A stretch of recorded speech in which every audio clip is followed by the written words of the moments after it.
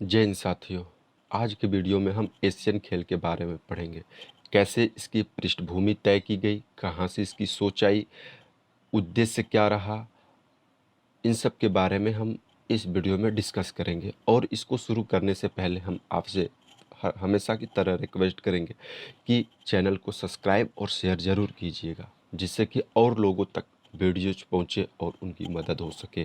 तो आप लोग स्क्रीन पे देख सकते हैं कि हमने एशियन खेल एक सोच की पृष्ठभूमि नाम से इसको हेडिंग दे दिया है, क्योंकि एक सोच थिंकिंग की, जैसे ओलंपिक खेल को शुरू करने के लिए एक सोच पैदा हुई थी कि समस्त देशों को युद्ध को रोकने के लिए हमें एक प्लेटफार्म पे आना चाहिए और वो खेल का माध्यम सबसे बेहतर होगा। वैसे एशियन देशों को एक प्लेटफॉर्म पे लाने के लिए, उनके बीच मैत्रीय संबंध स्थापित करने के लिए खेल की ज़रूरी है। इसके लिए दो खेलों का हम लोग अध्ययन करेंगे अपने इस सेशन में। तो फार ईस्टर्न चैंपियनशिप और वेस्टर्न चैंपियनशिप खेलों का हम लोग अध्ययन करेंगे क्रम से, अलग अलग वीडियोज के साथ।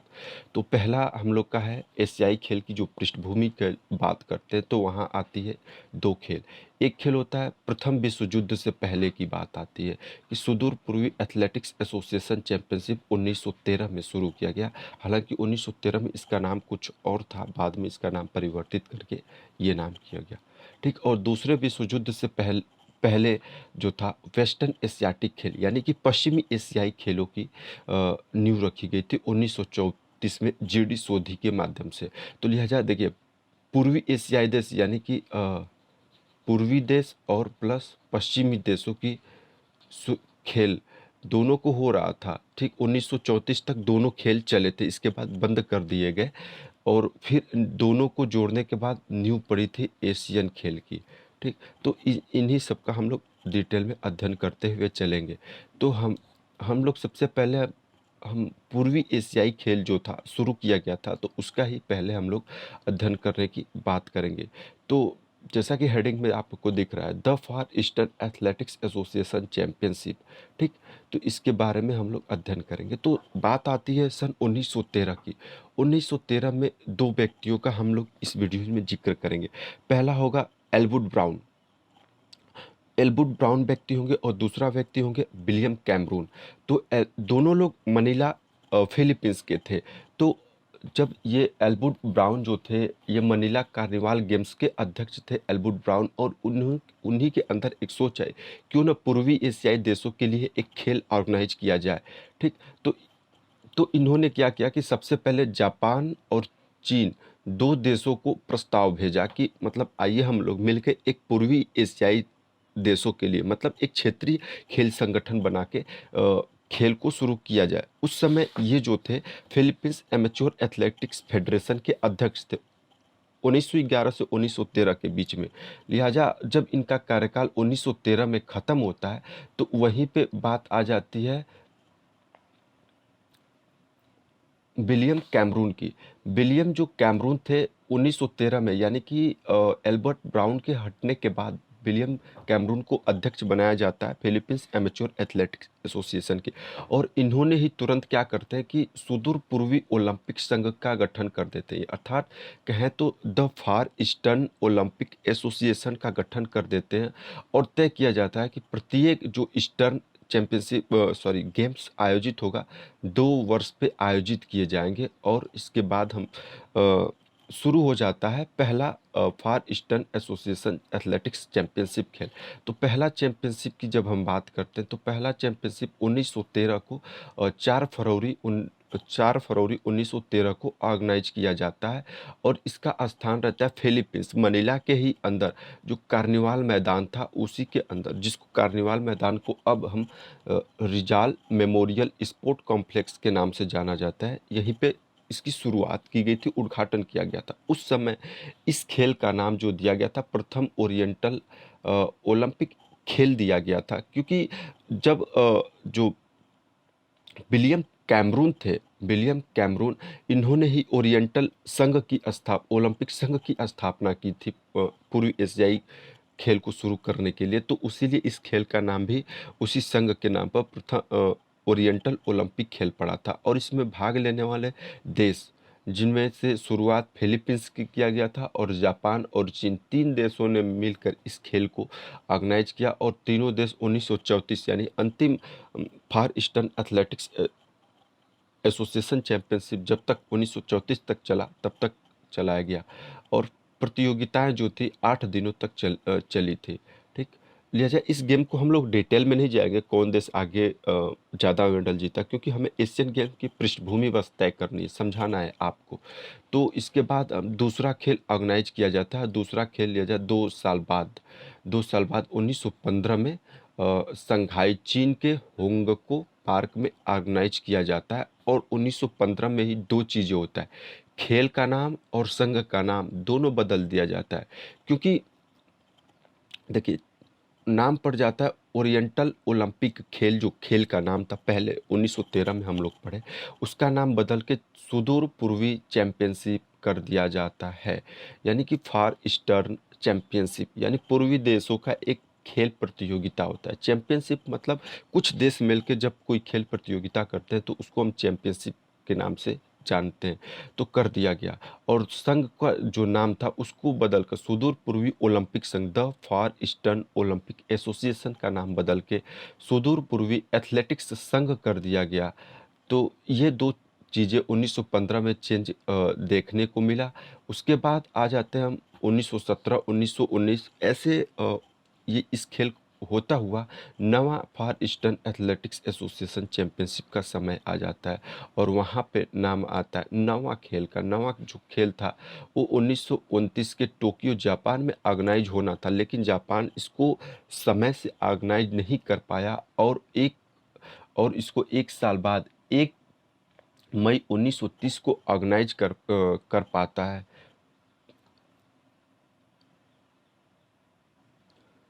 तो 1930 में इस खेल में एक और थोड़ा सा बदलाव कर दिया गया कि जो खेलें हर 2 साल पे ऑर्गेनाइज हो पा रही थी, अब वो 1930 के बाद 1932 में ऑर्गेनाइज होगी और 1932 में ओलंपिक आयोजित होना था लॉस एंजलिस में। तो लिहाजा अगर 1932 में इस खेल को आयोजित किया जाता, यानी 10वां खेल, तो सभी खिलाड़ी तो 1932 लॉस एंजल्स ओलंपिक की तैयारी में लगे होते। ये खेल क्या होता कि नहीं ऑर्गेनाइज हो पाता। लिहाजा 1930 में ही निर्णय लिया गया कि इस ओरिएंटल जो खेल होता है, इस जो चैंपियनशिप है, इसको हम 4 वरिस पर अब 2 ओलंपिक खेलों के बीच में आयोजित किया जाएगा। लिहाजा अगला जो 10वां की आयोजित किया गया 1934 में मनीला फिलीपींस में ऑर्गेनाइज किया गया था। ठीक, तो 1930 की हम यहाँ पे बात करें तो 1930 जब टोक्यो जापान में हुआ था तो भारत के 3 खिलाड़ी पार्टिसिपेट किए गए थे, लेकिन उनका प्रदर्शन अच्छा नहीं रहा था। ठीक, तो इस तरह से नवा खेल खत्म हो जाता है। 10वां जो खेल प्रतियोगिता थी वो 1934 के मनीला फिलीपींस में आयोजित की जाती है और यही खेल जो था इस टूर्नामेंट का, इस खेल प्रतियोगिता का, यानी कि जो पूर्वी चैंपियनशिप था उसका अंतिम खेल 10वां खेल आग्नेय साबित होता है। लिहाजा जो 11वां जो खेल था 1938 ओसाका के जापान में आयोजित होना था, लेकिन ये आयोजित नहीं हो पाया। उसका 2 रीज़न थे। पहला इसका रीज़न था कि मानचुकुओ यहाँ पे एक राष्ट्र था, ये चीन के कंट्रोल में आता था। ठीक, तो चीन सोचता था कि मानचुकुओ को सदस्यता मिल जाए, लेकिन जापान क्या था, इसका विरोधी था। जापान नहीं सोचता था कि मानचुकुओ को सदस्यता मिले। लिहाजा चीन और जापान दोनों के बीच में एक तकरार हुआ और इस संघ को क्या किया गया, भंग कर दिया गया, खत्म कर दिया गया। ठीक, तब तक 1937 की बात आ जाती है और 1937 में हालांकि संघ को भंग करने के बाद फिर प्रयास किया गया कि मतलब फिर से ये चीज़ें शुरू की जाए, लेकिन तब तक 1937 का समय आ जाता है और वहीं पर मार्को पोल ब्रिज घटना घटती है। मार्को पोल ब्रिज जो होता है एक जगह का नाम है जो चीन के कंट्रोल में था उस समय, और जापान उसको अपने हिस्सा मानता था। तो जापान क्या किया कि चीन पर हमला कर दिया और यहीं से सेकेंड वर्ल्ड वार की पृष्ठभूमि तय कर दी जाती है। और लिहाजा जब दूसरा मतलब विश्व युद्ध की पृष्ठभूमि बन जाती है तो इस खेल को हमेशा के लिए बंद कर दिया जाता है। जैसे कि 1936 के बाद अगला ओलंपिक 1940 आगना सेकेंड वर्ल्ड वार के कारण नहीं हो पाया, उसी तरह 1937 का 11वां पूर्वी चैंपियनशिप खेल आयोजित नहीं हो पाया।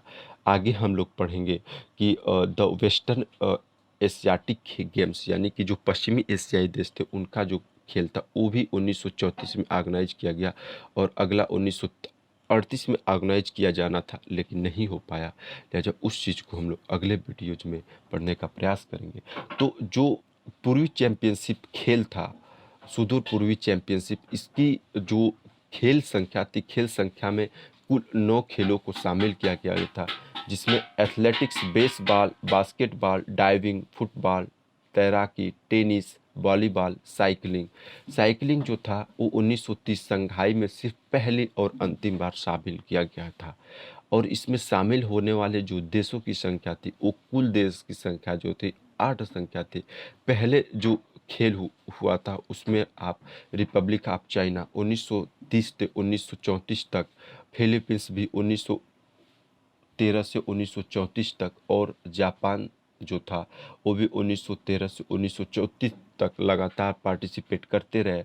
1913 में 3 देशों ने पहली और अंतिम बार पार्टिसिपेट किया था। लिहाजा अगर परीक्षा की दृष्टि से देखें, हम कंपटीशन की दृष्टि से सिर्फ 3 देशों को ही सही माना जाता है क्योंकि यही 3 देश ने इसको शुरू किया था और इन्हीं 3 देशों ने अंतिम खेलों तक भाग लेते रहे। हालांकि 1913 में हांगकांग, थाईलैंड और फेडरेशन ऑफ मलय स्टेट यानी कि मलेशिया, जिसको बाद में मलेशिया के नाम से जाना गया, 1913 में पार्टिसिपेट किए गए। भारत पहले भी बताया कि 1930 में पहली और अंतिम बार 3 खिलाड़ियों के साथ पार्टिसिपेट किया था लेकिन परिणाम अच्छा नहीं रहा। फिर आया डच ईस्ट इंडीज तत्कालिक समय में नीदरलैंड के नाम से जाना जाता था और 1934 में ये पहली और अंतिम बार पार्टिसिपेट किया था। तो ये था पूरा हमारा एक परिचय था फार ईस्टर्न चैंपियनशिप का, यानी पूर्वी जो एशियाई खेल का एक क्षेत्रीय खेल था उसके बारे में, कैसे शुरुआत हुई और कैसे इस खेल का अंत कर दिया गया। और तो इस वीडियो में सिर्फ इतना ही। जल्द हम लोग मिलेंगे अगले वीडियो में और उस वीडियो में इसका पार्ट 2 रहेगा और उसका टॉपिक रहेगा द फार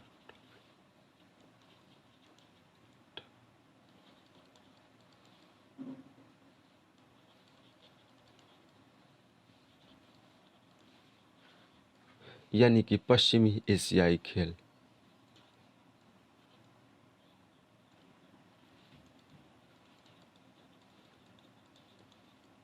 एशियाटिक खेल इसको भी 1934 में शुरू किया गया था और एक बार ही आयोजित हुआ। भारत के नेतृत्व में इसको शुरू किया गया था। तो जल्द ही आप लोग पार्ट 2 वीडियो भी पश्चिमी एशियाई खेल को देखिएगा, तब जाके एशियाई खेलों की पृष्ठभूमि आपको तय दिखेगी कैसे बना। लिहाजा इजाज़त दीजिए। जय हिंद।